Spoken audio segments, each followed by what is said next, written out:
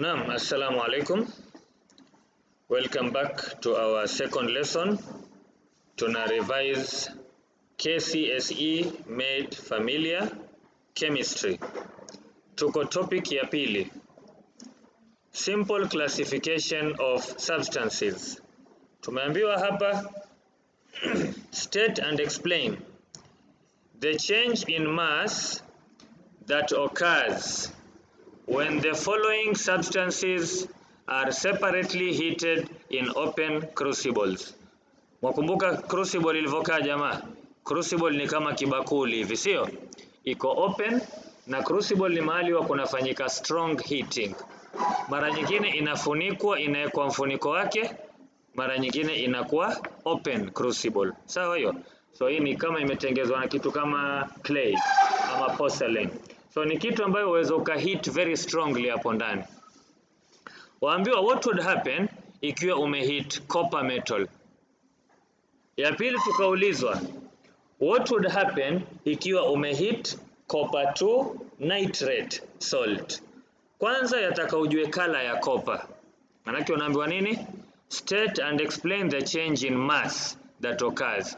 Hapa tumeulizwa mass peke yake, hatukuulizwa observation tunazoona kwa macho. Lakini siku nyingine tutatakikana tujue na observations zitakazoonekana kwa macho. Are we together? Mwakumbuka kala ya copper ilikuwa kala gani? Kala brown. Ukiheat copper ulikuwa unapata nini? Ulikuwa una heat copper plus oxygen alafu una form copper 2 oxide. Mwakumbuka hiyo? Copper ilikuwa iko kala brown, alafu copper oxide ilikuwa kala gani? Kala black. Sawa hiyo? So copper metal ukiheat, kabla ya experiment umeipima mass yake. Alafu baada ya experiment umeipima tena mass. After the experiment itakuwa imekuwa nzito zaidi ama itakuwa imekuwa nyepesi zaidi? Nyepesi ama nzito? Angalia kwanza ni copper tu, sawa? Ukaiongeza plus oxygen. Ukamaliza experiment ikaform copper oxide. Itakuwa nzito zaidi ama nyepesi zaidi? Nzito zaidi. Kwa nini? Kwa sababu sasa imechanganyika pia na oxygen. Na oxygen si iko na mass yake. Maana kumbuka oxygen inayo protons, inazo neutrons, sio? Ni gas ambayo of course iko nayo mass yake. So ikichanganyika copper plus oxygen, copper oxide itakuwa nzito kuliko copper. Sawa hiyo? Tumeambiwa nini? State and explain the change in mass that occurs when the following are separately heated in open crucibles. So copper ikiwa heated, copper oxide itakuwa nzito kuliko copper. Haya ya pili sasa twa heat copper nitrate. Twa heat kitu gani jamaa? Copper 2 nitrate. Acha tafute nafasi hapa tuiandike equation hiyo. Nafikiri mnakumbuka what happens when we heat nitrates.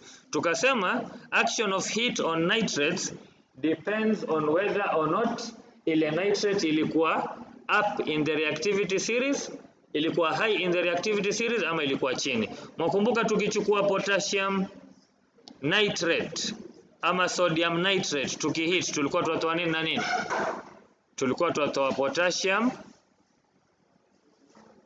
nitrite plus oxygen. Hata katika laboratory preparation of oxygen pia tulisoma, sio hiyo?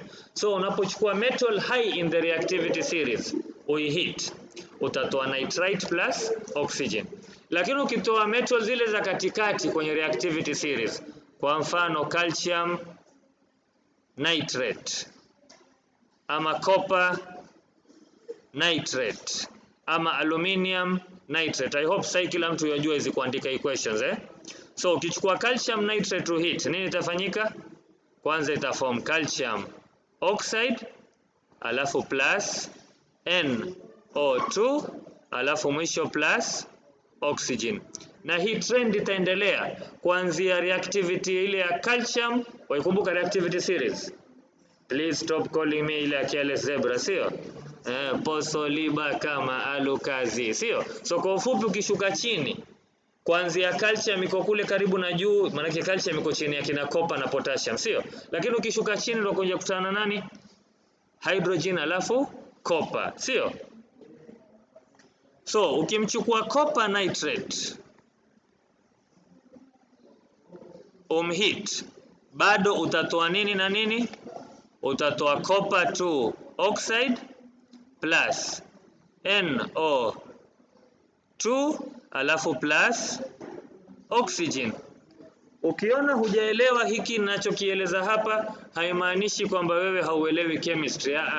Yamaanisha wewe hujafundishwa kuandika chemical equations. Ukifundishwa kuandika chemical equations zilizoko hapo utazielewa kwa urahisi sana. Kitu kingine nimeangalia hapa ndani ni nini? Action of heat on nitrates. Hii iko kwenye topic ya salts. What happens when I heat nitrates? Sawa hiyo. So kama ni copper nitrate itatoa copper oxide na NO2 plus oxygen. Ingekuwa ni silver nitrate. Silver nitrate. Tulisema hii ukihiti inatoa nini na nini? Kwanza yatoa metal safi, alafu vile vile yatoa a brown gas called NO2, alafu vile vile yatoa plus oxygen. Sawa hiyo. Silver sasa ni wale wa chini kabisa kwenye reactivity series, kina silver na mercury. Tumeelewa na fresh hiyo? Turegelee swali letu. So swali letu latuuliza, what would happen when copper is heated in air? Mass increases because kwa nini? Because oxygen combines with the copper metal. Umeona hiyo sio ya kwanza? Ya pili tukaambiwa nini? Mass decreases. Kwa nini? Because copper 2 nitrate decomposes into gases that escape. Sawa hiyo? So hii tukifika mahali pake tukumbushane tuisome tena. Action of heat on nitrates, action of heat on sulfates, action of heat on chlorides, na mwisho kulikuwa na action of heat on carbonates. Sawa? Ama fungua notes uziangalie kabisa. Are we together? Action of heat tuliwaandikia equations zote hapa na tukawatumia picha pia kwa group wale ambao wako mbali. Otherwise we can do another video on that tukai-revise tena. Haya, tuendeni next question. Number 2, tuko tayari sio jamaa? Number 2 question yasemaje? The setup below represents the apparatus that may be used to separate a mixture of two miscible liquids. Liquid ya kwanza yaitwaje? Liquid C, na liquid ya pili yaitwa liquid D. Zimewekwa katika nini jamaa hapa? Can we zoom in hapa tuione vizuri? Haya, tayari, niambieni. The setup below represents the apparatus that may be used to separate a mixture of two miscible liquids, C and D. Nini maana ya miscible liquids? Zikichanganyika zina mix, hautajua moja from another. Sawa hiyo? Kama tembo na maji, sio? Chasikia ile mgema akisifiwa, tembo hulitiwa maji. Lakini kwa sababu nyinyi si wagema, mimi nawasifu jamaa, keep up your concentration. You have enough time to transform completely, mkapiga ma A inshallah. Sawa hiyo? So the setup below represents the apparatus that may be used to separate a mixture of two miscible liquids. So miscible liquids ni vitu gani? Ni vitu ambavyo vikichanganyika vinachanganyika kabisa paka hauwezi ukatambua ya kwanza from ya pili. Sawa hiyo? Immiscible liquids ni gani? Ni kwa mfano mafuta na maji. Ukitaka kuseparate mafuta na maji, waziweka tu kwenye separating funnel. Ukiweka mafuta na maji, alafu hapa chini kuna mfereji. Sawa, hapa chini kuna nini? Mfereji. Uiwache mafuta na maji for some time, utaona tu maji yamepanda juu, mafuta yamebaki chini. Ama ni opposite? Opposite, sio? Mafuta yatapanda juu, maji yatashuka chini. Kisha hapa katikati tu ndo kidogo itakuwa yamechanganyika. Tuko pamoja? So, kwanza utafungua mfereji, haya maji yatoke. Alafu ukifika hapa karibu na ilipochanganyika, hii iliyochanganyika utaimwaga tu. Alafu hii ya juu sasa utaimwaga into a separate container. Tumeelewana vizuri tunavyo separate mafuta na maji? By use of a separating funnel. Lakini hapa sasa tuko na miscible liquids. Kwa hivyo hii separating funnel haina kazi tena, tuiondoe. Miscible liquids yamaanisha ni vitu vikichanganyika, vimechanganyika kuchanganyika ile. Ukiangalia huwezi ukaona water iko wapi, ethanol iko wapi kwa mfano. Sawa hiyo? So how do we separate them? Waambiwa ya kwanza iko na boiling point ya 80, ya pili iko na boiling point ya 110. So akazifanya nini?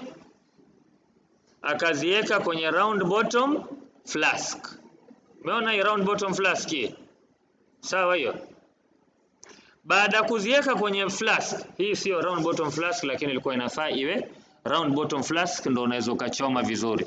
Sawa hapo? Ukiweka flat bottom flask alafu uchome, nini inafanyika?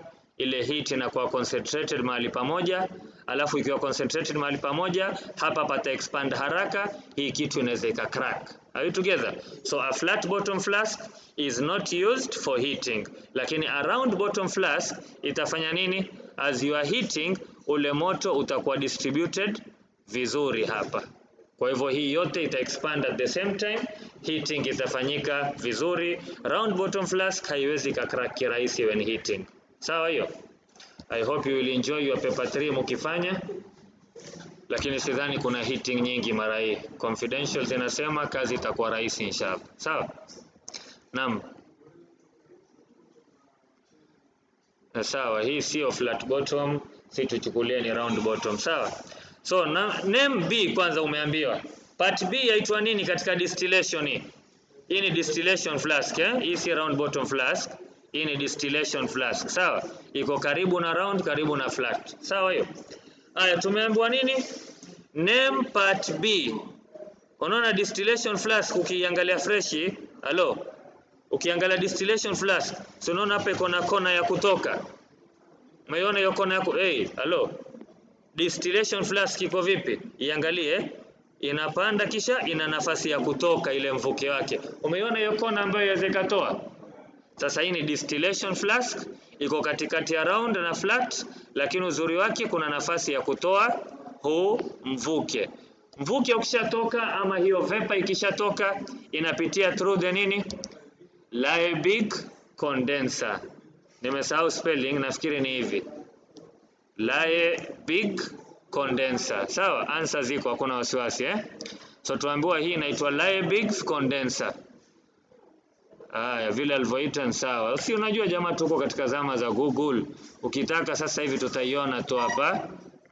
Liebig condenser ilivyokaa na vipi inavyofanya kazi. Sawa hiyo? Kwa hivyo yaitwa Liebig condenser spelling yake, sawa? Liebig condenser. Maasalama. Popo. Tuendelee. Sawa jamaa? So Liebig condenser. Turudi hapa sasa. Tumeulizwa name the apparatus B iliyokuwa hapa ndani. Apparatus B itakuwa nini? Liebig condenser. Alafu, what is the purpose of the thermometer? Nini kazi ya thermometer? Kupima ile vapor imefika kiasi gani, sio? To measure the temperature of the content in the distillation flask. Hebu tuangalie wanatujibia vipi hapa. To show which vapor fraction are distilling off. So kama inatupimia temperature hapa, tutaona kitu gani kimebadilika vapor cha kwanza. Gani niambieni nyinyi? Which liquid was collected in the test tube? Tumeambiwa C and D whose boiling points are 80 and 110 respectively. Which liquid was collected in this test tube ya kwanza? Test tube imecollect kitu gani ya kwanza? C. Kwa nini? Kwa sababu C iko na lower melting boiling point, ukiheat itabadilika vapor ya kwanza. So itatoka kwenye distillation flask ya kwanza. Tumeelewana vizuri? So C is the one which we will collect first. Tumeelewana fresh jamaa? Maswali mengine huwa yanaulizwa hapa ni kuhusu hii part ya hapa. Naona hii part ya hapa, tuatia cold water hapa ama tuatia cold water kwa hapa into the Liebig condenser. Tuatia kwa hiyo ya juu ama kwa hiyo ya chini?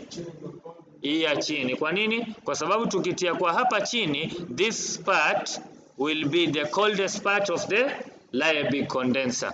Itakuwa humvuke ukija hivi unakuwa cooled by the water in this part of the condenser. Lakini by the time haya maji yakifika huku mwisho, unaona hapa si ni mvuke umepita hivi. Huu mvuke utaanza kuwa cooled, lakini ukifika hapa mwisho, hata kama ilikuwa bado haija cool, sasa itapatana na yale maji baridi kabisa. Ikipatana na maji baridi kabisa, hata kama ilikuwa haijawa cooled, huku mwisho itakuwa cooled, itabadilika into a liquid. So the vapor will be condensed completely at the latter part of the condenser. Sawa hiyo? So hapa ndo tunaweka cold water in kwa hapa, alafu hii maji ikichanganyika na mvuke hapa ama ikikutana na mvuke, huku mwisho itatoka kama slightly warm water. Umeelewa warm water wapi, cold water wapi jamaa? Haya. So mixture of C and D kisha stand, nafikiri number 2 ishaeleweka, distillation imekamilika. Of course ukitaka unaingia YouTube, una search distillation. Sawa? How the process takes place. Haya, twende number 3. Chromatography sasa. Mwakumbuka chromatography inavyofanya kazi? Chromatography yafanya kazi vipi? Unaweka dye, unaiweka kwenye karatasi, kisha unaichanganya hii dye na nini? Na maji. Ukiichanganya na maji nini inafanyika? Ikiwa isha dissolve katika yale maji ama isha dissolve katika solvent yoyote ambayo imedissolve ndani yake, hii solvent itaanza kupanda juu katika karatasi by capillary action. Solvent ikianza kupanda juu, ile dye ambayo imedissolve sana ndani ya maji itakwenda mbali, lakini ile dye ambayo imedissolve kidogo katika yale maji haitakwenda mbali, itabaki hapa karibu. Jamaa tumeelewana? So which substance ndo yaenda mbali kabisa? Iliyo dissolve sana katika dye ninio? Which substance in the dye ndo itakwenda farthest during chromatography? Ile ambayo imedissolve sana katika maji ulioweka ama ile ambayo imedissolve kidogo? Gani ndo itaenda mbali? Ilo dissolve sana. So the most soluble will travel the farthest and the least soluble will travel kidogo tu, haitaenda mbali. Jamaa tumeelewana vizuri? Haya. So hii process huwa inaweza kutumika kupima the presence of separate dyes in a mixture of dyes. Inaweza kutumika nini? The presence of separate dyes lakini in a mixture of dyes. So how does it happen? Tumeambiwa hapa number 3. A piece of chromatography paper was spotted with colored inks obtained from pens labeled 1 to 6. The diagram below represents ama shows the spots after the chromatogram was dissolved. Kwa hivyo hii yote yaitwa nini jamaa? Hii yote yaitwa chromatogram. Are we together? Chromatogram. So tumeulizwa swali la kwanza. Which two pens contained the same pigment? Jamaa, which two pens contain the same pigment? 1 na 2 ama 2 na 3 ama 3 na 4 ama 1 na 6 ama 5 na 2? Gani na gani ndo zilikuwa na the same pigments? Kuna mmoja ananiambia 1 na 6. Sasa sikiza, acha turekebishe hiyo. Ona 1 iko na dye ya kwanza imepanda paka hapo. Dye ya pili imepanda paka hapa. Kisha ina dye ya tatu imepanda paka hapa. Lakini ukimwangalia 6 ako na only 2 dyes. Kwa hivyo hizo hazifanani. Tunataka dye ya kwanza na ya pili zifanane ndio tujue ziko na the same pigments inside the dye. Nimesahau connect charger.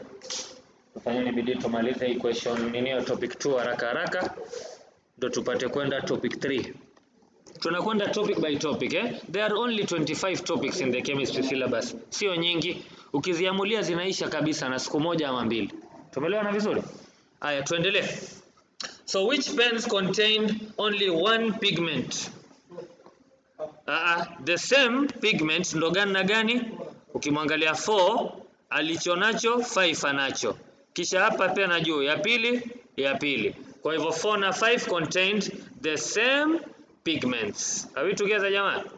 Haya, part ya pili tukaulizwa which pens contained only one pigment. Nisaidieni jamaa. Tuwafanya part B. Only one pigment. Gani na gani? 2 iko na only one pigment ndani yake. Alafu na 3 pia ikipanda imepanda only one pigment ndani yake. Imeeleweka vizuri jamaa? 2 and 3. Haya. Part C. According to the chromatogram, which pigments are present in the ink of pen number 6? Which pigments are present? Unaona jamaa, number 6 ni pen, chini haikuandikwa green wala red wala kala yoyote. Are we together? So number 6 ndo hiyo ink ya pen. Number 1 ni color black. Na ukiangalia color black ndani iko na yellow, sijui kama unaona jamaa. Ndani ya hiyo color black kuna red, na ndani ya hiyo color black kuna na nini pia? Blue na green ambazo zimefika mahali pamoja. Kwa hivyo black ni a mixture of different pigments. Sawa hiyo? Na ndio maana ukiingia form 1 utapawa filter paper hivi. Alafu utaambiwa katikati weka ink ya color black. Alafu tonesha maji kwenye hiyo ink ya color black, alafu leave the chromatogram to form. Utaona kwa mfano nini? Yellow yazunguka hapa karibu. Alafu red yazunguka hivi. Alafu huku nje kwa jakala nyingine. Sawa pamoja? Ukisearch, hebu tuisearch tuiangalie ilivyokaa. Chromatogram of black ink. Utaiona ilivyokaa. Chromatogram of black ink. Tuiweke on filter paper. On filter paper. Ndio hii hapa mwiona ilivyokaa chromatogram yake. Mwiona hiyo chromatogram ilivyokaa. Ukiweka juu katikati color black, utaona ile ink inaanza ku spread out polepole, kisha zile dyes zinajiseparate hapo ndani. Kwa hivyo chromatography hapa imetumika ku separate different dyes inside a mixture of dyes. Sawa hiyo? Haya, tuendelee na topic yetu. So, question ya mwisho tumeulizwa. According to the chromatogram, which pigments are present in the pen number 6? Haya, nisaidieni jamaa. Number 6 imekusanya nini na nini ndani yake? Number 6 imekusanya nini na nini? Number 6 imekusanya nini na nini?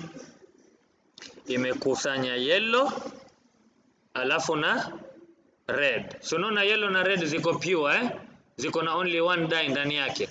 Kwa hivyo number 6 ukiangalia iko same level na yellow na pia iko same level na red na pia iko same level na yellow. Waziona hizi mbili? Kwa hivyo yellow and red. Sawa paka hapo? Can we go to the next question?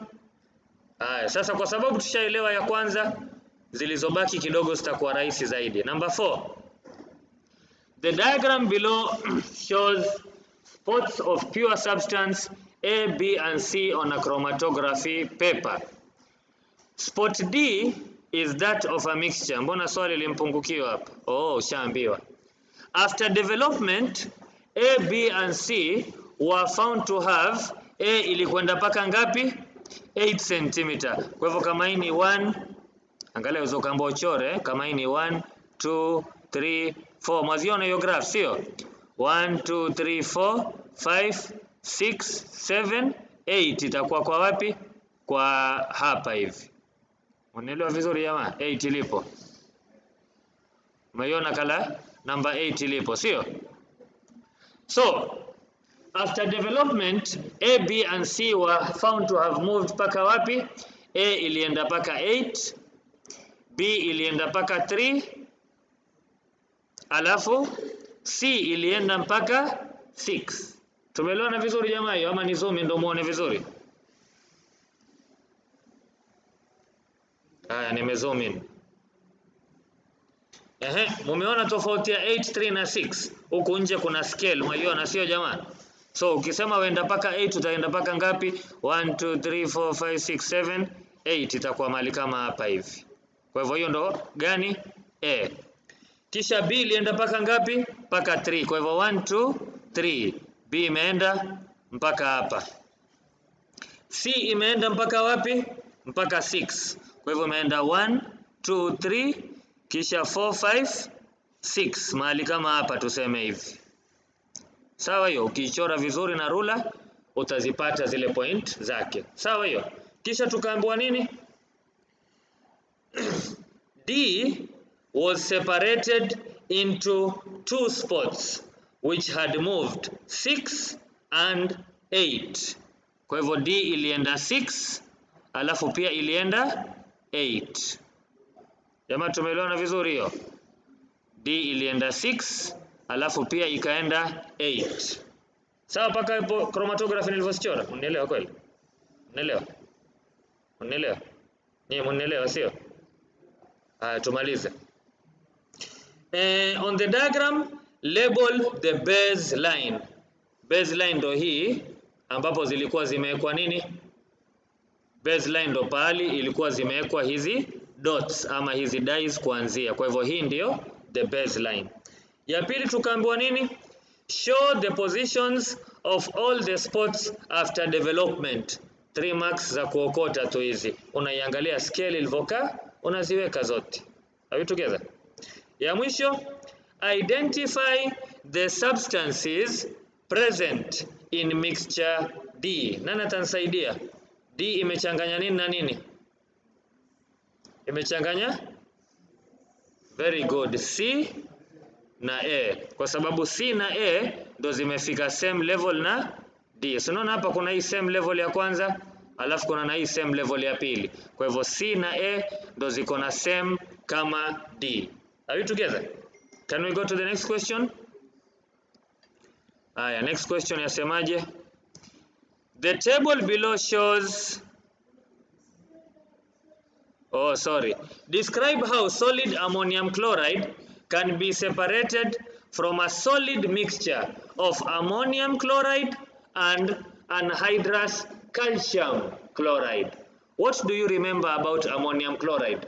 Wakumbuka tukifungua introduction to chemistry, tulisema kuna substances that sublime. Sio? Which substances sublime ambazo mnakumbuka? Iodine, nyingine? Dry ice ambayo ni solid carbon 4 oxide, nyingine? Aluminium chloride, ammonium chloride, iron 3 chloride. Sawa hiyo. Kwa hivyo hizi ni substances that sublime. So aluminium chloride sublimes, anhydrous calcium chloride does not sublime. Ukitaka ziwe separated, what will you do?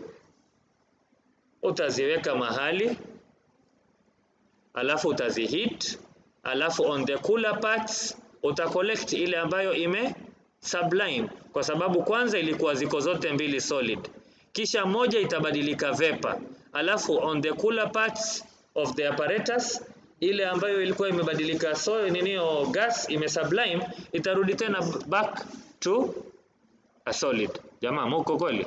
Hapa chini kuna solid mixture umezicombine. Acha nizicombine na different colors ndio munielewe. Sawa hiyo.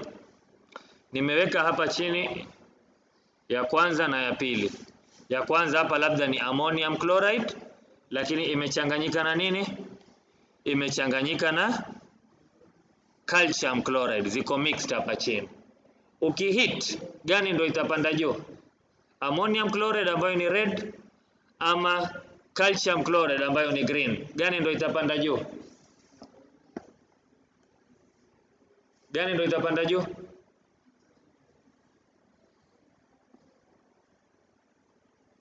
Gani ndio itapanda juu? Ambayo ya sublime ambayo hai sublime? Ambayo ya sublime, sio?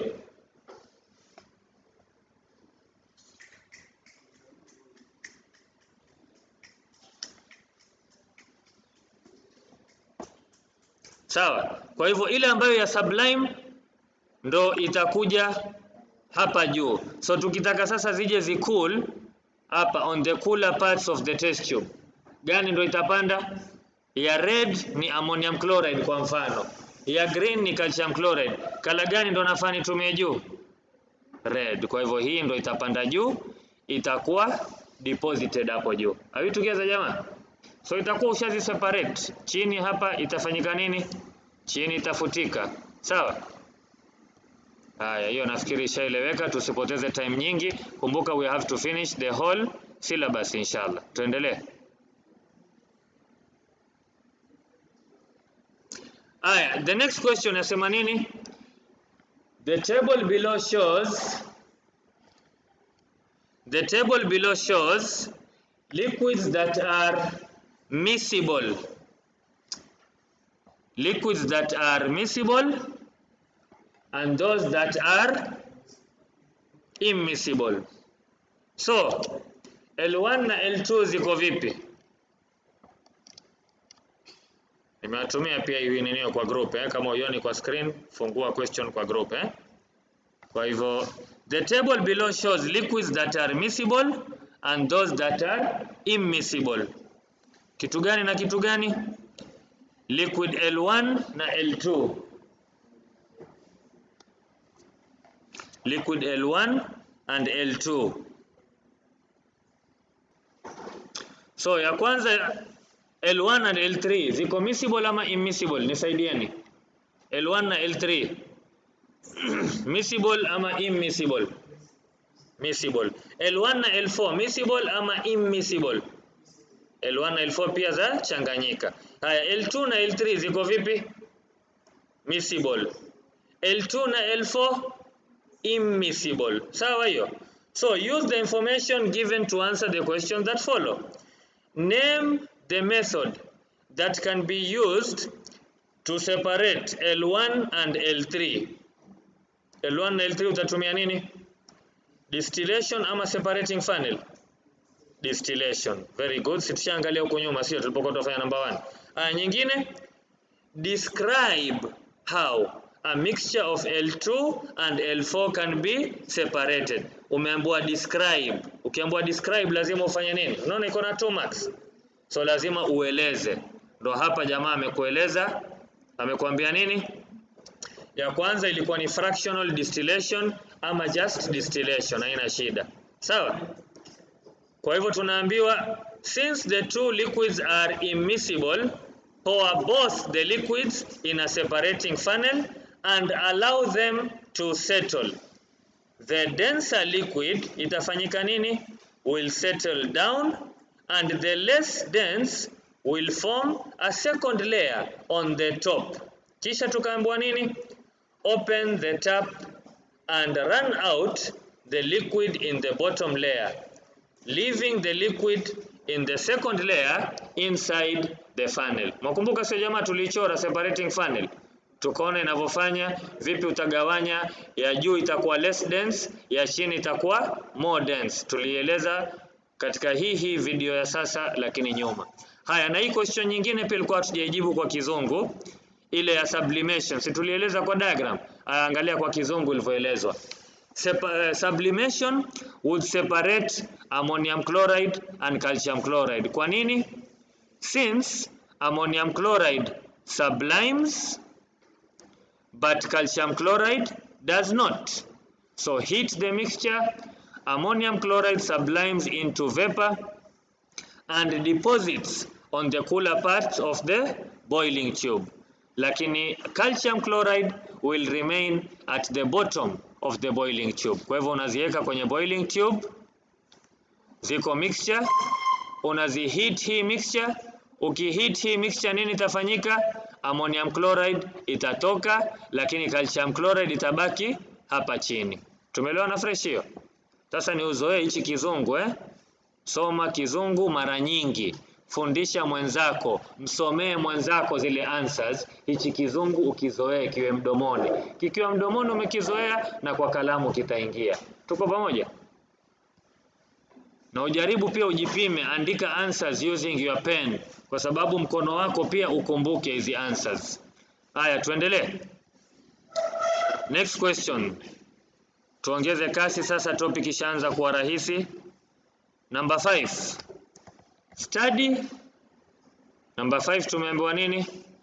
Study the properties of substances V1 to V4 in the table below and answer the questions that follow. V1 haiko soluble in water lakini iko soluble in petrol. Melting point yake -30, boiling point yake 250. Nafikiri mwajua kwamba room temperature iko karibu na 25 degrees Celsius. Sivyo jamaa? Si mwajua room temperature iko karibu na 25 to 30 degrees Celsius. In chemistry ukiambiwa room temperature hiyo ni 25 degrees Celsius.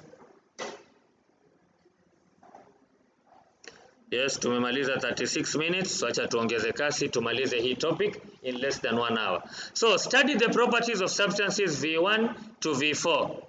Insoluble in water, soluble in petrol. V2 iko vipi? Insoluble in water, insoluble in petrol. Waiona melting point yake iko very high. Labda hii ni kitu kama metal kitu very melting point iko very high, boiling point iko very high. V1 iko insoluble in water lakini soluble in petrol. Yamaanisha hii ni kitu ambacho hakina polar bonds. Manake haina labda ile positive and negative side. It is probably not an ionic compound. V3 iko vipi? Insoluble in water, soluble in petrol. Okay, we don't need to know hapa sana about ionic and metallic bonds. We just need to know how to separate these two things. So tusome swali. Which of the substances are liquids at 24 degrees Celsius? Gani ambayo inapofika 24 degrees Celsius itapatikana isha melt? Si kitu ki melt ndio yatoka solid to liquid. Na kitu ikiboil ndio yatoka wapi to wapi? Liquid to gas. So angalia at 24 degrees Celsius. Kitu gani hapa kisha melt lakini bado hakija boil? Kitu gani hapa kisha melt lakini bado hakija boil? V3, sawa. Kwa nini V3? Kwa sababu melting point 16.8 na 24 ni higher than 16. Kwa hivyo isha melt. Lakini boiling point ni ngapi? 44. Kwa hivyo bado haijafanya nini? Haija boil at 24. Are we together? Gani tena? V1. Kwa nini? Melting point ilikuwa low, -30 ilikuwa tayari isha melt. Ukaendelea kupandisha temperature mpaka 24. Bado haijafika boiling point. Kwa sababu ukitaka iboil lazima uifikishe mpaka ngapi? 250. Tumeelewana vizuri? Kwa hivyo which substances are liquid at 24? Itakuwa ni V1 and V3. Aya, kisha ukaambiwa sasa. Describe how a mixture containing V2 and V4 can be separated. Nipeni fikra jamaa. V2 na V4, how can you separate them? Ukimwangalia V2 yuko insoluble in water, pia insoluble in petrol. Ukimwangalia V4 yuko insoluble in water lakini yuko soluble in petrol. So what can you do? Haya, tuangalie na melting point zake na boiling point V2 na V4. Lakini solubility yatosha kuseparate Tuangalie tu melting point 1535 3000. Huyu melting point 75 320. Kwa hivyo hawa wote wawili kwa mfano ni solids at room temperature. Sijui kama tumeelewana jamaa? Umeelewa kwa nini ni solids? Kwa sababu ili amelt lazima afike paka 75, hajafika. Na huyu mwingine pia ili amelt lazima afike paka nini? 1535, hajafika. So wote ni solids at room temperature. How can you separate them? Ya kwanza na ya pili zote mbili insoluble in water. So hakuna faida kuzidissolve in water. Sawa hiyo? Lakini V2 iko vipi jamaa? Insoluble in petrol, lakini V4 iko soluble in petrol. So ukitaka ziseparate uweze ukafanya nini? Zichukue zote mbili, zichanganye na nini? Zitie, zikoroge ndani ya petrol. Ukizikoroga ndani ya petrol nini itafanyika? V2 itakataa kudissolve, siko insoluble. Lakini V4 itafanyika nini? Itadissolve. Kwa nini? Iko soluble. Sasa kama V4 isha dissolve, V2 haija dissolve, how can you separate them? See separating funnel. Separating funnel is for two immiscible liquids. Lakini hapa kuna solid haija dissolve, kisha kuna solid nyingine imedissolve in water. Kwa mfano mchanga na filtration, very good. Kwa mfano mchanga na nini? Na salt. Si mchanga na salt ukizikoroga kwenye maji ita dissolve chumvi, lakini itakataa ku dissolve mchanga. So utaziseparate vipi? Utazipitisha through a filter cloth ama a filter paper. Ile mchanga itabaki juu, lakini maji ya chumvi yatafanya nini? Yatashuka through the filter. So hapa pia utafanya hivyo. Ukichanganya V2 na V4 kwenye petrol, nini itakayobaki juu kwenye filter? Itakataa kupita through the filter. V2 kwa sababu itabaki bado in solid, sio? Lakini V4 imedissolve, itapita through the filter paper. Tuko pamoja jamaa? Haya, tusome jibu sasa. Ilikuwa namba gani? Namba 5.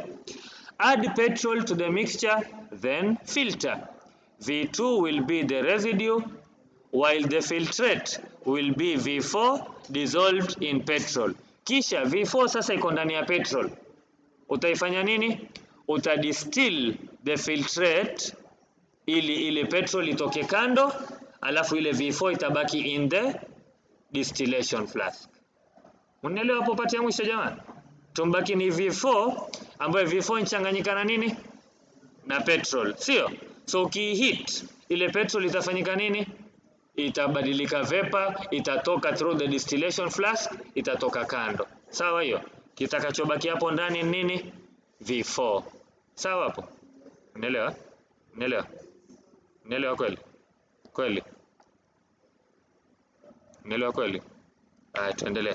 Number 5. Number 6. The graph below represents a curve obtained when water at 20 degrees Celsius was heated for 15 minutes. Niambieni kwanza, water at 20 degrees Celsius ni solid ama ni liquid ama ni gas? Ni liquid bila shaka. Kwa nini? Kwa sababu solid itakuwa huku kuanzia -20 mpaka 0 ama negative something mpaka 0. Inapofika 0 ya melt, kisha 0 mpaka 100 bado ni liquid, kisha ikifika 100 ya boil. After kuboil ndio yabadilika inakuwa gas. Remember hiyo nini, sio? Graph ya heating and cooling, na kabisa tukasoma kinetic theory of matter, sio? So what happens to the water molecules between W and X? Kumbuka hii ni liquid inakuwa heated. So what happens to the water molecules between W and X? Ya pili tukaulizwa, in which part of the curve does a change of state occur? Tulisema nini kuhusu change of state jamaa? Change of state, temperature haibadiliki. Kwa nini temperature haibadiliki? Because all the energy you are supplying is used to break bonds. So zile bonds, ikiwa energy yote yatumika kuvunja bonds, zile particles hazita gain a lot of kinetic energy to move further apart. Jamaa tuko pamoja hapo? So temperature haitaongezeka kwa ufupi. Unapokuwa una change state, temperature haifanyiki nini? Haibadiliki. So in which part of the curve does a change of state occur? X to Y. Explain why the temperature does not rise between X and Y. Nielezeni question ya kwanza. What happens to the water molecules between W and X? They absorb heat. Ile heat inayokuwa absorbed inakuwa used kufanya nini? To increase kinetic energy of the particles. Hebu acha tusome. Number 6. They gain energy and move faster. Kwa hivyo hiyo yamaanisha nini? They gain kinetic energy. After gaining kinetic energy, what happens? The intermolecular distance between the particles increases. Zitaanza kidogo kusonga kando zaidi. Sawa hiyo? Lakini zitafika mahali sasa zimesonga kando mpaka imefika sasa. Zikisonga kando zaidi, a change of state will occur. Lakini that means lazima kwanza bonds between the molecules zifanywe nini? Zivunjwe. Na ndio maana hapo ukaambiwa part C. Part C unaambiwa nini? The energy supplied changes molecules of water from liquid to gaseous state by doing what? By breaking the chemical bonds between the particles. Tumeelewana vizuri jamani? So during change of state, temperature haipandi because all the energy is used to break the bonds between the particles. Sasa tuongezeni kasi tumalize hii topic. Number 7. Number 7 si itakuwa rahisi jamaa. Kwa nini itakuwa rahisi? Tushafanya chromatography before. Yani jibiani haraka haraka. Samples of urine from 3 participants F, G and H at an international sports meeting. Yes, participant, tuko. At an international sports meeting was spotted onto a chromatography paper alongside 2 from illegal drugs. Illegal drug hapa ni gani? A1 and A2. Umeiona A1 impanda paka wapi? Umeiona A2 imepanda paka wapi? Kwa hivyo urine sample ikionekana imepanda same level na A2, tutajua kuna nini hapo? Illegal drug. Tukiona imepanda same level na A1, hebu tuangalie iko. Hakuna iliyopanda same level na A1. Kuna hii moja imekaa karibu lakini kumbe haiko Kwa hivyo sio hiyo. Jamaa tuko pamoja? So, ambayo iko same level na A2 ni gani? G.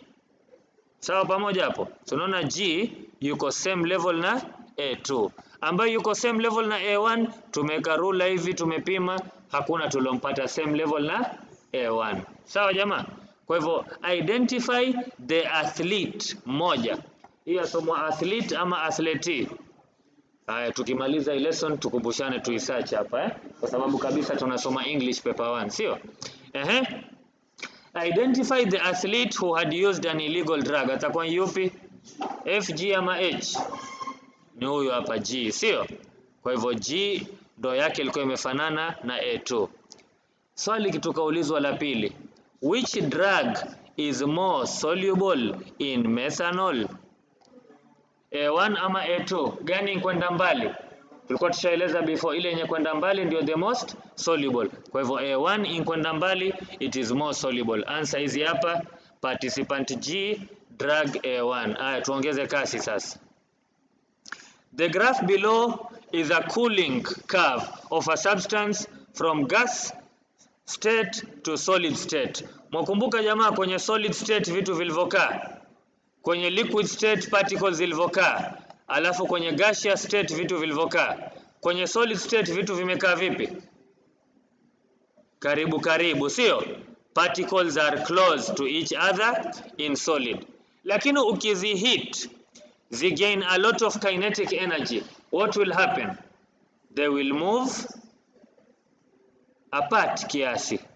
When they move apart, they'll be able to slide over each other. As they slide over each other, this liquid will be able to change shape. Jamaa tuko pamoja? Tunaona liquid hata ukaitia kwenye chupa gani, itakaa kwenye shape ya ile chupa. Ukiitia kwenye chupa ya round, liquid itajaza chupa ya round. Ukiitia kwenye chupa ya square, liquid itajaza chupa ya square vile unavyoitaka. Lakini in particles of a solid, ikiwa umechukua solid imeganda imeshikana hivi pamoja, ukiitia in a container, it does not take the shape of the container. Kwa nini? Because when particles are close together, zinashikana, intermolecular forces of attraction are strong.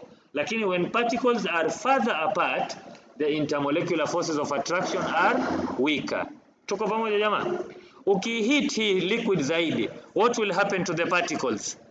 They will move even further apart because they will gain kinetic energy mpaka itafika mahali the chemical bonds between the particles will be broken. Zikiwa broken, ile gas particles zitasonga kando kando kabisa. Jamaa tuko pamoja? And that is why ukiangalia gas, it can be compressed. Haiziko na fixed volume. Kwa nini? Ukiifinya zile particles zitasonga karibu karibu zaidi. Ndio maana gas ukiichukua hata kwenye ile syringe, kama ile ya sindano. Ukifinya ile sindano utaona inaweza ikafinyika inapokuwa iko empty, kwa sababu ile gas can be compressed. Tumeelewana fresh hiyo? Tumalizeni. Give the name of the process taking place between T0 and T1. What is taking place between T0 and T1? Cooling. Sio, just simple cooling. Sio, lakini what is happening? Because hii ni gas particles are moving closer together, they are losing kinetic energy. Sawa, zinapofika T1 to T2, what is happening? Naam, change of state from what to what? From gas to liquid. Kwa hivyo hapa what is happening? Gas to liquid yaitwa nini? Condensation. Makumbuka sio zile change of state na majina yake. Haya, asante. Give the name of the energy change that occurs between T3 and T4. Je, ni latent heat of fusion ama ni latent heat of vaporization? Niambieni, T3 and T4, fusion ama latent heat of vaporization? Fusion, kwa sababu vaporization ni between a liquid and a gas. Kwa hivyo hapa between a liquid and a solid yaitwa latent heat of fusion. Yasomwa form 4 kwenye chemistry na yasomwa pia kwenye physics. Sawa hiyo? Haya, tuendelee. So part A number 8 answer ilikuwa ni cooling, alafu ya pili ni latent heat of fusion. Tuongezeni kasi tumalize topic. Classify the following processes as either chemical or physical. Ya kwanza tumeheat copper sulfate crystals. What will happen? Type of change itakuwa chemical change ama physical change? Mwaikumbuka jamaa? Copper sulfate lakini crystals. Nini maana ya crystals? Yamaanisha iko na dot H2O, yani iko na water of crystallization. So ukiheat what will happen? Mwaikumbuka jamaa, hii ilikuwa katika chemical test for water. Hii ilikuwa color blue ambayo ni hydrated copper 2 sulfate crystals. Ukiheat ilikuwa inabadilika nini? Anhydrous copper 2 sulfate ambayo hii ilikuwa color test for water. Sikiza, water ukifanya hivi, unaona uko na white copper sulfate. Ukiongeza water itatoka white, itabadilika nini? Blue. Hiyo ni moja katika test for water. Na ya pili ni ile ya gani? Ya cobalt 2 chloride. Cobalt 2 chloride itatoka from what to what? From blue to pink ukiongeza maji. Jamaa tumeelewana? Lakini copper 2 sulfate yatoka from white to blue ndo unapoongeza maji. Sawa hiyo? Tuko pamoja jamaa? So niambie, when you heat it itatoka yale maji. When you cool it ama ukiongeza yale maji tena itarudi tena, itabadilika tena color blue. So this is a reversible change. But je, ni chemical change ama ni physical change? Kawaida physical changes ndio ziko reversible, sio jamaa? Kwa mfano unapochukua nini? Barafu ukaimelt kama hii huku juu tulioifanya sasa hivi. Barafu ukiimelt inabadilika liquid. Lakini ukifreeze inakuwa reversed, inarudi tena from liquid to solid. So normally physical changes are normally reversible. Lakini chemical change ni kama makaa ukiyachoma yabadilike majivu, hauwezi kureverse. Urongo ama ukweli? Sasa lakini kuna a few chemical changes that are reversible.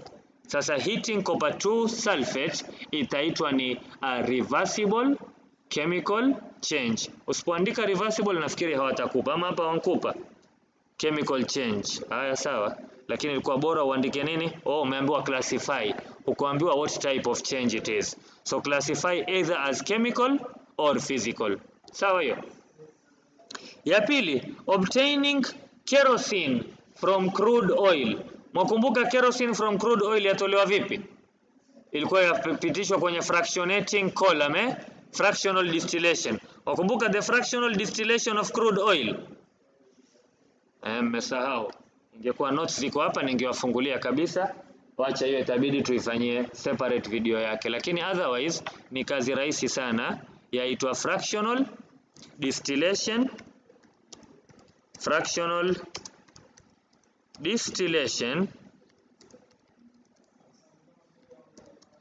of crude oil. Ile temperature ilipofika, fractionating column ilivyokaa, unaanza kuzihit. Hii ndio inatumika katika refining. Wacha tuangalie image, mtaikumbuka labda. Maikumbuka hii image jamaa? Hii hapa view image. Makumbuka what happens during the fractional distillation of crude oil. Kwa mfano ile gas itatoka kule juu, kina methane, butane, propane zatoka kule juu. Alafu huku chini zinatoka zile zito. Sawa hiyo? So chini kuna very high temperature, juu ni zile zenye low temperature. Manake ukianza tu kuheat, kuna zile zitapanda juu haraka haraka. So hii yaitwa fractional distillation of crude oil. Sawa jamaa? Na kitu gani ndio inasaidia fractional distillation of crude oil itokee? Ni kitu kinaitwa difference in boiling points. Zile ambazo ziko na boiling point ya chini zitatoka haraka, na zile ambazo ziko na boiling point ya juu zitatoka baadaye, zitatoka huku chini. Tumeelewana fresh? Haya, tuendelee. So obtaining kerosene from crude oil, vitu vime separate by distillation. Ukitaka zirudi zichanganyike, wafanya nini? Wazichanganya tu. Kwa hivyo this is a physical change, kwa sababu umeseparate by distillation. Ukitaka zirudi unazicombine tu. So this is a physical change. Sawa hiyo? Ya mwisho, souring of milk. Maziwa yamekatika. Kitu gani imefanya maziwa yakakatika? Sawa, hizo ni ndimu ama nini, lakini kwa ufupi kuna bakteria pale ndani, ama kuna kitu ambacho imefanya ile maziwa yakakatika. So ile bakteria ilikuwa inafanya nini? Inachukua kwa mfano glucose, inaivunja, inatoa ethanol na vitu vingine. Tuko pamoja jamaa? Anaerobic bacteria ama vitu kama. So kwa ufupi, something in the milk is chemically changed to form a new thing. Maziwa yakishakatika, hakuna kitu tafanya ati maziwa yarudi sawa. Jamaa tuko pamoja? So this is an irreversible chemical change. Kama makaa ukiyachoma, nini imefanyika makaa unapoyachoma? Carbon imecombine na oxygen, imeform CO2. That is a chemical change. Ukitaka kuziseparate sasa carbon na oxygen zitoke kando, si rahisi hapo wewe kuweza kutoa makaa, unless labda ukafanye process ndefu ya electrolysis. Lakini hakuna physical means waweza kutumia kuseparate CO2 ikatoka kando carbon na kando oxygen. Tumeelewa na sijui hapo? Na hii ya souring of milk mnielewa? Isha katika maziwa, hauwezi ukareverse. This is a chemical change. So answer tumeambiwa it is a chemical change. Haya, nyingine haraka haraka sasa. Hydrated cobalt 2 chloride, maswali yashaanza kurejelewa, unaona? Hydrated cobalt 2 chloride exists as pink crystals, and anhydrous cobalt 2 chloride is a blue powder. Describe a laboratory experiment that can be used to show that the action of heat on cobalt 2 chloride is a reversible action. Utafanya nini ndio uoneshe kwamba iko reversible? Hydrated cobalt 2 chloride is heated in a boiling tube, lakini the vapor produced condensed in a test tube. Inakuwa condensed, inashikwa mahali. Yaani utaweka hivi boiling tube, lakini unaifungia, ile vapor inayotoka unaingiza kwa test tube, inabadilika liquid. Tuko pamoja? Sasa ile vapor baada ishatoka utafanya nini? Cobalt 2 chloride turns from pink ambayo ni hydrated to blue ambayo ni anhydrous. Kisha tuambiwa when water is added back to the anhydrous cobalt 2 chloride, what happens? It turns back to pink. So it is reversible. Tumeelewana vizuri jamaa? Number 13. Tuko namba gani? Number 11. A mixture contains ammonium chloride, copper 2 oxide and sodium chloride. Maswali kama haya yanaletwa sana paper 1. Sublimation ndio itatoa ammonium chloride. Kisha copper 2 oxide na sodium chloride utazitoa vipi? Wakumbuka kwamba most oxides are insoluble in water. So copper 2 oxide utaifanya nini? Ukichanganya copper oxide na sodium chloride ita dissolve. Copper oxide itafanya nini? Itakataa ku dissolve. Are we together? So that is very simple. Heat the mixture. When you heat the mixture number 11, what happens? Ammonium chloride sublimes and is collected as a sublimate, leaving sodium chloride and copper 2 oxide. After that, what happens? Add water to the mixture and stir. Kisha ukistir, what will happen? Sodium chloride will dissolve while copper 2 oxide will not dissolve. Lazima useme hivyo Lazima useme ndio ijulikane kwa nini una filter. Sawa hiyo? Alafu filter to obtain copper 2 oxide as the residue and sodium chloride solution as the filtrate. Sawa hiyo? Simeisha vizuri hiyo jamaa. Number 13. Number 12. A substance of water in a beaker was found to boil at 101.5 degrees Celsius. Tulisema nini kuhusu heating and cooling curve jamaa hapa juu? Hatukusema sio, lakini tuwafaa tuseme. Ukiona heating and cooling curve hapa kwenye change of state iko straight kabisa, ujue what is happening, ujue this substance is pure. Lakini ukiona change of state yafanyika hivi, badala ya kuwa na one fixed temperature inakuwa na a range of temperatures, yani ya change state lakini ile temperature haiko fixed, ujue hiyo kitu iko na nini? Iko na impurities. Jamaa tumeelewana vizuri? Na kitu kingine, impurities huwa they raise, angalia kama hii ni heating curve sio? Impurities lower the melting point lakini they raise the boiling point. Kwa hivyo kama kuna pure curve itakuwa vipi? Angalia tofauti ya pure curve na impure curve nielewe. Pure curve inakaa hivi, fixed melting point, alafu ukienda tena mbele fixed boiling point, kisha ndo inaendelea. Lakini impure curve imekaa vipi? Hii iko chini kidogo hivi, inakuja hivi yani, alafu inapanda hivi, lakini kwa huku inapanda juu zaidi hapa, kisha inakuwa hivi. Jamaa umeelewa gani impure gani pure? Ama nichore na kala tofauti ndo mtanielewa? Nafikiri mshanielewa. Hiyo ya red ni pure. Sasa nataka kuchora impure. Impure acha tuichore na nini? Na green kwa mfano. So itakuja hivi, itakuwa lower melting point, lakini by the time ikimalizika kumelt itakuwa ishafika hiyo zero. Kisha itapanda higher melting point, alafu ndo itaenda hivi, kisha ndo itaendelea. Na hapa pia itakuwa na range of temperature, na hapa pia itakuwa na range of temperature. Haitakuwa fixed straight line. Jamaa tumeelewana vizuri hiyo?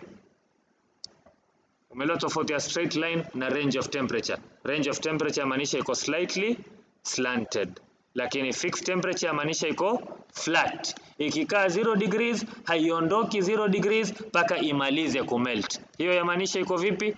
Iko pure. Lakini kama iko impure itaanza kumelt at ngapi? Labda -3 hivi, iendelee paka ifike 0 ndio itamaliza kumelt. Umeelewa tofauti ya impure na pure? Haya. So hydrated cobalt 2 chloride hiyo tushamaliza. Number 11 tushamaliza. Number 12, it was found to boil at 105. Assuming the thermometer was not faulty, explain the observation. Unaona boiling point imekuwa raised kidogo kuliko 100. Kwa hivyo hapa tunaweza tukasema nini? The water sample was not pure. Impurities raise the boiling point. Tosha hiyo. Number 13, describe the experimental procedure that can be used to extract oil from nut seeds. Ili swali laulizwa sana kwenye pepa za form 1. Oil from nut seeds yatolewa vipi? Wachukua njugu wazicrush. Baada ushazicrush, what happens? Angalia wachukua njugu waziweka kwa pestle and mortar. Hizi njugu wazicrush. Njugu ukizicrush nini itafanyika jamaa? Si kwanza zilikuwa njugu zako safi? Baada ushazicrush kidogo utaziona zimefanya mafuta. Lakini wewe wayataka yale mafuta. Utafanya nini? Utaichukua hii kisiva utaitoki maana yale mafuta ni kidogo. Ushaelewa? Mafuta ni kidogo kwenye njugu. So ukisivi yale mafuta hayatapita. Tuko pamoja? Haya mafuta yako kidogo sana hapa ndani. So utafanya nini? Utachukua, utadissolve kwenye kitu ambacho cha dissolve yale mafuta. Kwa mfano, kitu kama propanol hizi hapa. Utaambiwa use mortar and pestle to crush the nuts and add an appropriate solvent such as acetone ama propanol. Sawa jamaa? Hii acetone ni kitu kama spirit yani hivi, ni kitu ambacho cha dissolve yale mafuta. Jamaa tuko pamoja? Mafuta yakidissolve pale, sasa waweza kufanya nini? Waweza kuchuja ukafilter. Unapochuja ukafilter, nini tabaki juu? Kutabaki zile njugu ambazo ziko crushed. Nini itapita kwenye filter? Mafuta, oil itapita, alafu plus itapita plus nini? Acetone. Si acetone imedissolve yale mafuta. Ile mafuta ishapotea ndani ya acetone. So ikipita kwenye filter, acetone plus oil itakuwa imepita yote. Lakini uzuri ni kwamba acetone iko na very low melting point, boiling point. Ukiiacha tu hivi, mchanganyiko wa acetone na mafuta in an evaporating dish. Ile acetone itafanya nini? Ikipigwa na jua kidogo ita evaporate. So maanisha hapa chini utabaki na nini peke yake? Tabaki na nini jamaa? The oil from the nut seeds. Sawa hiyo? So using a mortar and pestle, crush the nuts and add appropriate solvent such as acetone. Filter the mixture to obtain a solution of oil in acetone as the filtrate. Put the filtrate in the sun for acetone to evaporate, leaving oil only in the dish. Haya. Shafika wanawa? Kama ishafika wanawa, haya maswali tutayapitia haraka sana kwa sababu sitaki ishafika 1 hour 7 minutes. Kwa hivyo maswali sasa tuyamalize haraka. Kama kuna swali linregelewa hatulifanye. Draw a setup that can be used to separate a mixture of sand and iodine. Nisaidieni. Jamaa mmeona Angalia. Number 14 sikufanya chromatography. Mmeona sio kazi rahisi hiyo. P, Q, R, S, T. Identify the contaminant in mixture P. Mixture P iko na nini? Waambiwa contaminants ni Q, R, S and T. Hizi zote ni contaminants. Kwa hivyo P iko na gani na gani? Ukiangalia level moja iko na R, alafu tena level moja iko na T. Sawa hiyo? Kwa hivyo R and T. Which is the most soluble in contaminant in P? Q, R, S ama T? Gani ndio ikwenda mbali? T ndio ikwenda mbali. The most soluble contaminant. Aya, twende mbele. Number 16. The setup below was used to separate a mixture of methanol and propanol. 15 tumeruka. Niambieni, separate a mixture of sand and iodine. Mwakumbuka substances that sublime? Iodine moja wao, sio? Tumeitaja nyuma leo, hatuna haja tukuitaja tena. Unaona ilivyokuwa setup jamaa, wafaa ujue kuichora. Hapa chini umehit, alafu tukaweka sand. Tukaweka nini na nini? Sand and iodine mixture ndani ya hii pika. Ukihit hapa juu lazima uweke mahali pa kuicool. Ili kitu gani? Ili iodine ikija ikiform hapa chini iwe itakuwa cool. Umeona jamaa, iodine itakuja shika hapa. Mwikumbuka kala ya iodine? Kala gani? Brown vapor ama nini? Brown vapor, alafu iodine ilikuwa kala gani? Wewe tuambia bromine water, tukumbuke iodine. Angalia kulikuwa na black na kulikuwa na purple. Kwa hivyo iodine color. Iodine exhibits different colors depending on its state. In solid form, it is dark gray to purple black color. When heated, it sublimates to form a violet or purple. In solution, iodine typically appears as a deep brown or dark amber color. Sawa jamaa? Kwa hivyo bromine water ama iodine water ziko kala gani? Kala brown. Bromine water ilikuwa kala gani? Mambo mengine hayo. Tumalizeni hapo. Topic inaisha, Topic inaisha, tuimalize na sisi. Number 16 tumeambiwa nini? Number 16 tena ni sublimation. Mumeona jamaa mahali pa water out, mumeona mahali pa water in. Hii apparatus ilikuwa yaitwa nini? Liebig condenser. Which liquid will collect first in the beaker? Umeambiwa methanol na propanol. Ukiangalia methanol mwikumbuka namba gani jamaa? Methanol yamaanisha iko na CH3OH. Mkumbuka sio iko na carbon moja peke yake. Lakini propanol iko na ngapi? C3H7 alafu ndo OH. Gani nzito? CH3 ama C3H7? C3H7. Sawa. Kwa hivyo gani itakuwa na smaller boiling point? Methanol.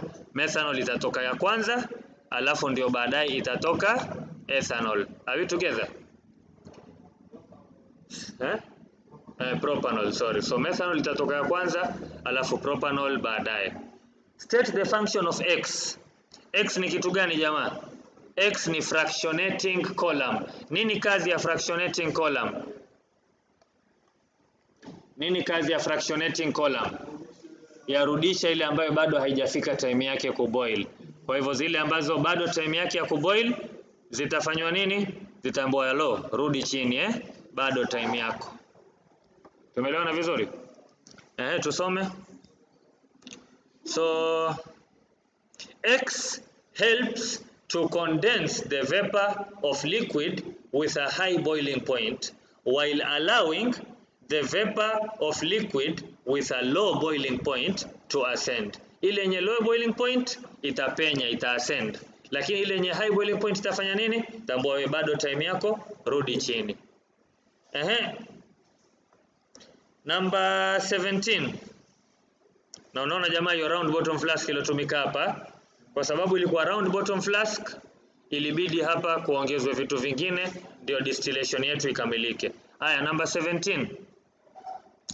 Solid A was heated strongly, giving off water vapor and a solid residue. When water was added to the solid residue, the original solid A was formed. Hii tushaona mara nyingi sana leo. Kama gani? Copper sulfate ama cobalt chloride. What is the name given to the process described? Hii ndio ile inaitwa reversible chemical change. Jamaa tuko pamoja sio? Give one example of solid A. Cobalt 2 chloride, lakini kumbuka when solid A was heated strongly. Yamaanisha nini? Solid A ili pale ilipokuwa hydrated. Usipotaja hydrated watakunyima max. Kwa hivyo lazima useme hydrated copper 2 sulfate. Jamaa tumeelewana? Sababu A ilikuwa heated ndo baadaye ikatoa solid residue ambayo ni anhydrous. Unajua spelling ya anhydrous sio? Anhydrous. Sawa hiyo? Haya maswali yanaanza kujirejelea, tumalizeni haraka. Number 18. Describe how samples of lead 2 sulfate, ammonium chloride and sodium chloride can be obtained from a mixture of the three. Nipeni fikra haraka haraka. Lead 2 sulfate ya sublime ama high sublime? High sublime. Lead 2 sulfate soluble ama insoluble? Insoluble, sio? All sulfates are soluble except huyu hapa moja, lead sulfate, alafu calcium, alafu barium. Sawa hiyo? So niambieni. Ammonium chloride ya sublime. So kitu cha kwanza utafanya nini? Utahit. Ukihit, ammonium chloride itafanya nini? Ita sublime. It will be collected on the cooler parts of the apparatus. Alafu lead sulfate na sodium chloride zilizobaki wazichanganya na nini? Na water. Lazima useme jamaa, place the mixture ama add water to the mixture, lazima uitaje ile maji. Sawa? Umeongeza maji ukajaribu kuzidissolve. So kwanza put the mixture in a beaker, kisha place a flask with cold water on the beaker kama design hii hapa. Makumbuka hii hapa ilivyochorwa sublimation. Sawa hiyo? So place a beaker with cold water ama place a flask with cold water on the beaker. Kisha heat the mixture. Soma mwenyewe jamaa uione. Soma mara nyingi, manake kwenye mtihani unahitaji kudescribe uweze kujieleza, usipanic ukiona paper hivi. Ndio maana nakwambia med familia ndio itakufanya utapita mtihani. Itakuzoezesha kujibu lile swali mara nyingi. Tuko pamoja? So, put the mixture in a beaker, place a flask with cold water on the beaker. Heat the mixture. Ammonium chloride sublimes and is deposited on the flask. To the residue, add water and stir. Sodium chloride dissolves while lead 2 sulfate does not dissolve. Filter to obtain lead 2 sulfate as the residue. Shika pepa yako alo. Evaporate the filtrate to obtain sodium chloride. Inshallah. To the next question, sio? Tumalize. The graph besides is a cooling curve for water. Study it and answer the questions that follow. Maswali sasa najiregelea. Explain what happens to the molecules of water between region B and C. What is happening between B and C? Lakini unaambiwa hapa in terms of kinetic theory. So lazima ueleze kinetic energy inafanyika nini hapa. Nisaidieni. As the temperature reduces, the kinetic energy of the water molecules reduces, making them vibrate less vigorously. Sawa jamaa, umeona what is happening? Cooling ndo inafanyika, lakini umeambiwa explain what is happening to the molecules of water. Tumeelewana fresh hiyo? In what state is the water in region DE? DE itakuwa nini? Solid. Manake hapa ni boiling point na hapa ni melting point. Ikishuka below melting point, sasa itakuwa ishabadilika nini? Solid. Number 20. Iron 3 oxide was found to be contaminated with copper 2 sulfate. Describe how pure sample of iron 3 oxide can be obtained. Pure sample of iron 3 oxide utaitoa vipi? Iron 3 oxide ya dissolve ama hai dissolve? Copper sulfate ya dissolve ama hai dissolve? Si kazi itakuwa ishakuwa rahisi hiyo. Utafanya nini? Number 20. Put the mixture in a beaker, alafu add water and stir. Copper 2 sulfate dissolves while iron 3 oxide does not dissolve. Kisha filter the mixture to obtain copper 2 sulfate solution as the filtrate and iron 3 oxide as the residue. Kisha wash the residue with distilled water and dry it between 2 filter papers. Next question. Number 21. Number 21 inregelewa, sio jamaa? Extract oil from hiyo tushafanya. Number 22. A mixture contains, number 22 pia imeregelewa. Tuko pamoja? Haya, number 23. Explain how a student can establish whether a liquid sample extracted from a plant is pure. Yes, jamaa. How do you test the purity of a liquid sample? Number 23. Explain how a student can establish whether a liquid sample extracted from a plant is pure. Kumbuka inapokuwa extracted from a plant, yaweza ikawa maji, yaweza ikawa mafuta. Kuna vitu vingi vinatolewa kwenye plant. How do you establish whether or not it is pure? Sikiza, kwa mfano ona kama test for water. Silikuwa tunapima na cobalt 2 chloride na ile copper sulfate. Ile ilikuwa ni test whether the liquid is water ama si water. Lakini unapotaka kutest for the purity of water ama the purity of any liquid, sasa wafanya nini? Boiling point and melting point. Ukiona boiling point ni range of temperature ama melting point ni range of temperature, ujue ni kitu gani? Ni impure substance. Lakini ukiona boiling point na melting point ziko fixed, haibadiliki, basi ujue that is a pure substance. Sawa hiyo number 23? Number 23 tunaambiwa nini? By carrying out chromatography of the sample, if it is pure, then it gives only one color. Oh, tutaka kujua hata hatutaki kujua manake ingekuwa water tunge test boiling point na melting point. Kwa nini? Twazijua. Sawa hiyo, lakini hii si water. Hii ni any other sample of a liquid iliyotolewa kwenye plant. So tutafanya chromatography. Mwakumbuka jamaa chromatography? Kama chromatography iko na a mixture of dyes, ukiichanganya na solvent kwenye baseline, what will happen jamaa? Dye moja itapanda hapa, dye nyingine itapanda juu, kama ilikuwa iko na mixture of dyes. Lakini kama ilikuwa na only one dye ndani yake, what will happen? Itapanda mahali pamoja tu. Jamaa tumeelewana vizuri hiyo? Haya. So by carrying out chromatography of the sample, if it is pure, then it gives only one color. Tumalizeni number 25. You are provided with the following: Bunsen burner, substance is 80. Draw a label diagram that can be used to determine the melting point. Utapima vipi melting point? Utaihit mpaka utaangalia at which point imeanza kuboil, temperature ikabaki constant for a long time. Sawa hiyo? Kama ni kuichora temperature against time, utaiangalia wapi ya panda, wapi ya ka stable, wapi ya panda, wapi ya ka stable. Si tunataka melting point. Tunataka nini?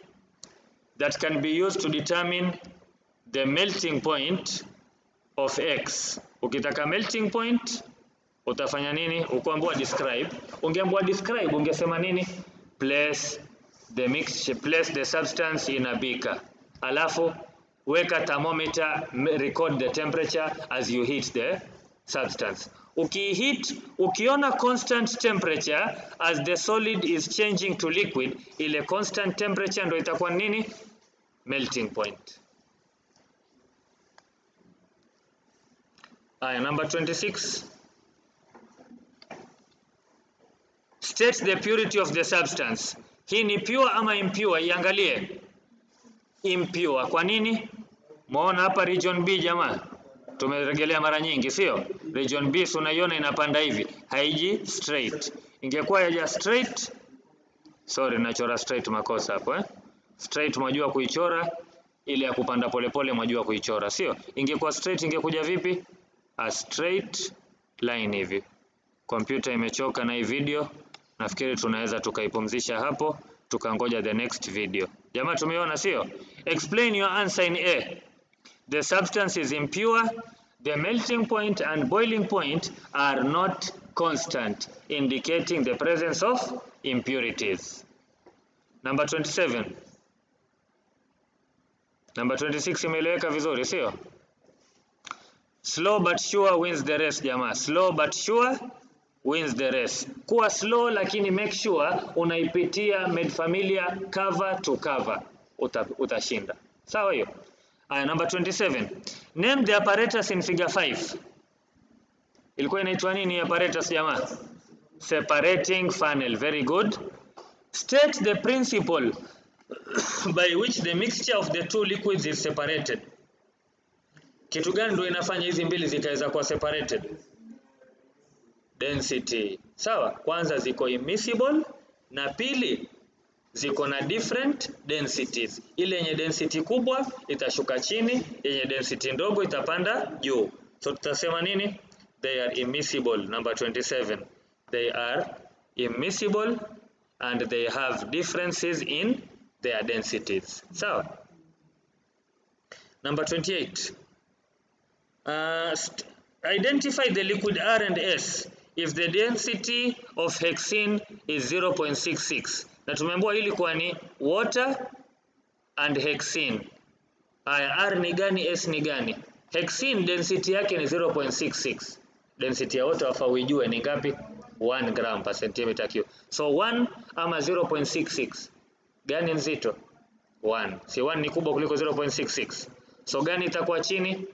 Water. Kwa hivyo water ni S, alafu R ni hexene. Kwa hivyo R ndo hii hapa hexene, alafu S ndo hii hapa water. Number 27 imekamilika. R ni hexene na ya pili ni water. Haya, number 28. Number 28 tumeambiwa boiling point ndo hizo: propanone 56, octane 126, water 100. Miscibility with water. Propanone yachanganyika lakini octane haichanganyiki. State the method that can be used to separate propanone and water. Propanone and water ziko wapi? Propanone and water. So unaona ziko miscible. Zikiwa miscible uweza kutumia separating funnel? Uwezi. Propanone boiling point yake ni ngapi? 56. Boiling point ya water ni ngapi? 100. So hapo utatumia kitu kinaitwa distillation. Fractional distillation itakuwa bora, tutakuwa tumehakikisha. Lakini hapa naona hata simple distillation inaweza ikatoa kwa sababu 56 mpaka 100 ni mbali, sio? Lakini ukiandika fractional distillation utakuwa umeandika answer ya uhakika.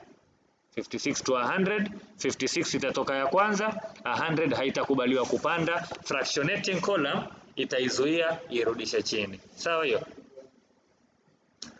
So describe, umeambiwa describe how octane and water can be separated. Lakini ukiangalia octane miscibility yake with water iko vipi? Immiscible. So utaziseparate using nini? Filter. Hizi ni liquid mbili, huwezi filter. Liquid zote mbili zitapita kwenye filter. Separating funnel, very good. So the mixture is placed in a separating funnel and allowed to separate into two layers. The bottom layer, which is water, is run into a beaker, leaving octane in the separating funnel. Sawa hiyo? Kama wataka zote mbili zitoke pure, itabidi ufanye nini? Ile region ya katikati between water na angalia. Unaona hii region ya katikati? Hii region hapa katikati, mwaiona sio jamaa hii? Hapa katikati. Hapa katikati wa kidogo imechanganyika. So unapofika karibu nayo, utafunga mfereji, alafu ile ya kwanza utaiweka kando. Kisha hii part iliyochanganyika utaimwaga, utafunga mfereji. Alafu ndio ile part iliyobaki juu utaitoa kivyake.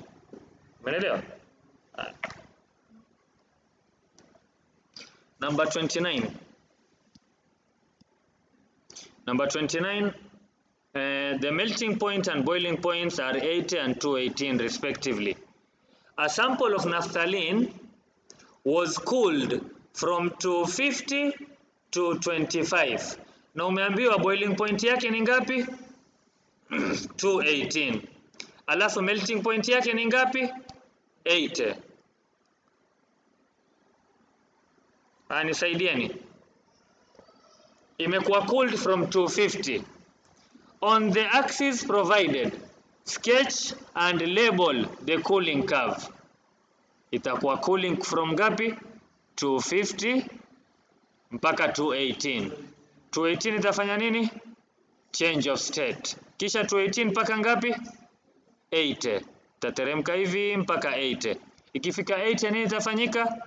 Change of state. After change of state itashuka mpaka 25. Kama kulikuwa na axis na imekuwa na grid utaichora accurately, lakini hapa nafikiri ilikuwa ni just an axis. Utalabel tu hapa 250, utalabel hapa 250, utalabel hapa 218, utalabel hapa 80, alafu utalabel na 25. Tuko pamoja? Twende next question, number 30. Ushikisha na 0, si lazima. Ukitaka weza shikisha na 0, lakini yamaanisha hapa chini ndio utaweka 25. Naona hapa chini ndio uweke 25 kama utakaishike paka chini. Sawa hiyo? Lakini otherwise ukiacha katikati 25 utaionyesha level yake ni hapa. Sawa? Unaelewa sio? Unaelewa? Number 30. Table 4 gives the boiling points of 3 liquids: hexane, butanol, water. Describe how the following mixtures can be separated. Hexane and butanol 68 na 99. Utaseparate vipi? Fractional distillation. Hexane and water, simple distillation. Tuko pamoja? Number 30. Wankupa boiling point hapa. Put the mixture in, ama hapa ilikuwa haziko mixable. Oh sorry, hey, chunga. Describe how the following can be separated. Butanol ya dissolve in water. Wakumbuka qualities of alcohols form 4. Sio? Yule ambaye hajui ile mambo ya form 4 hana introduction, hapa kidogo atapata tabu. Sawa? Kwa hivyo wa kwanza tupenda umalize syllabus, alafu ndo ufanye med familia. Sawa? So, hexane and butanol. Butanol ya dissolve in water, lakini hexane is only soluble in organic ama inorganic solvents.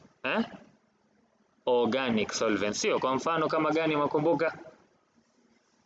Hii hapa angalia. Hexane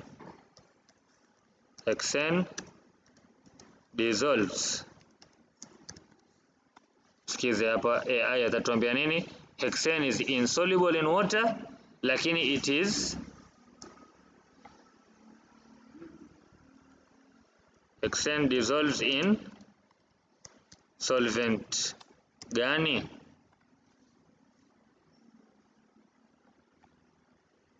Hexane dissolves in solvent gani? Hexane is highly soluble in organic solvents such as methyl benzene, diethyl ether na kadhalika. Tuko pamoja?